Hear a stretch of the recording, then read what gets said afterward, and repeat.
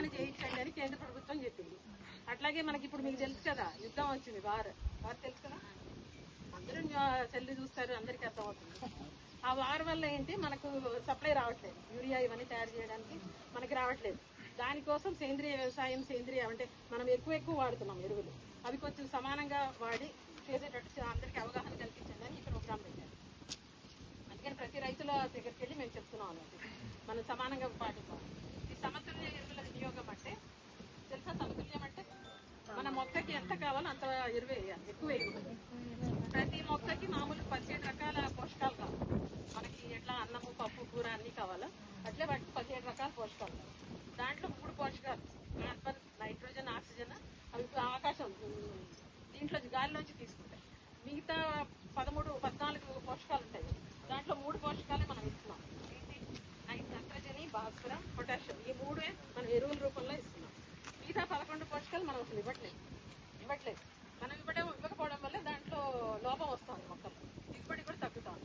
అందుకని ఈ నత్రజని మనం ఎక్కువ వాడతాం, యూరియా చాలా ఎక్కువ వాడతాం. మీకు తెలుసు కదా, ఉన్నదానికన్నా ఇప్పుడు పక్కనాడికి 2 వచ్చినాయి బస్తాలు, మనం కూడా ఎరువు ఎక్కువ వేద్దామని చెప్పి యూరియా ఎక్కువ వేసి దానివల్ల ఏంటి, మొక్క బాగా ఎదుగుతుంది, తెగుళ్ళు ఎక్కువ వస్తుంది.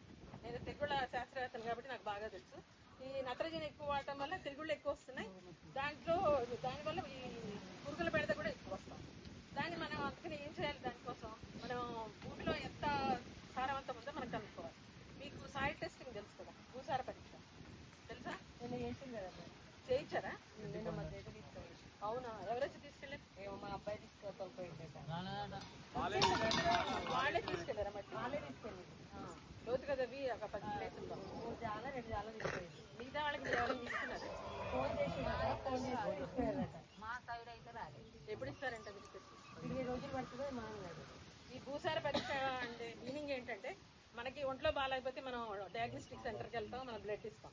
మన బ్లడ్లో ఎంత ఉంది, షుగర్ ఎంత ఉంది, బీపీ ఎంత ఉంది, కొలెస్ట్రాల్ ఎంత ఉంది, లిపిడ్ ప్రొఫైల్ ఎంత ఉంది అన్నీ చెప్తారు. అట్లా ఈ భూమిలో కూడా మనకు న్యూట్రియంట్స్ ఏమున్నాయో అవి చెప్తారు అనమాట. పొటాషియం ఎంత ఉంది, నైట్రోజన్ ఎంత ఉంది, అవన్నీ చెప్తారు. ఇప్పుడు దాంట్లో మన పొలాల్లో సరిపోయినంత నత్రజని ఉందనుకోండి, మనం ఎక్కువ వేయద్దు, మనం ఎక్కువ ఎరువులు వేయదు, ఎంత కావాలో అంత ఎరువులు వేయాలి. ఇది దేని వల్ల తెలుస్తుంది? సాయిల్ టెస్టింగ్ వల్ల. భూసార పరీక్ష అంటారు, మీ అందరికీ తెలుసు దాదాపు. ఇది తెలిసిందే నేను చెప్తున్నాను, కొంచెం తెలియని వాళ్ళకి కొంచెం. భూసార పరీక్ష కేంద్రానికి మనం మట్టి తీసుకెళ్ళిస్తే వాళ్ళ ఒక ప్రొసీజర్ ఉంటుంది, ఆ ప్రొసీజర్ ప్రకారం మట్టి కలెక్ట్ చేస్తారు, అది తీసుకెళ్ళి టెస్ట్ చేస్తారు అన్నమాట. టెస్ట్ చేశాక దాంట్లో మనకు నైట్రోజన్ సరిపోయినట్టు ఉంటుంది అనుకోండి, నత్రజని మనం అంత సరిపోయినంత వేయాలి, ఎక్కువ వేయద్దు. ఎక్కువ వేస్తే ఏంటి, మొక్క మరి ఇదిగా దిగుబడి తగ్గుతుంది.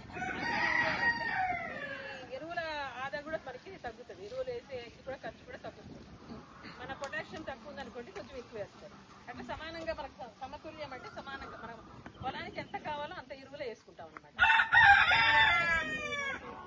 ఎరువుల మీద ఖర్చు కూడా తగ్గుతుంది. అట్లా సేంద్రియ ఎరువులు ఉంటాయి, ఏమిటమ్మా అంటే పొద్దున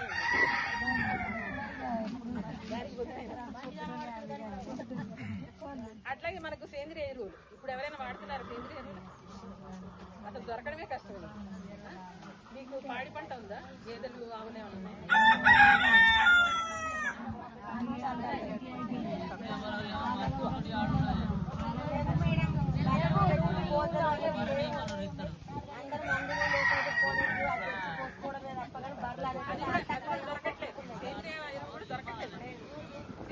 దొరకట్లేదు.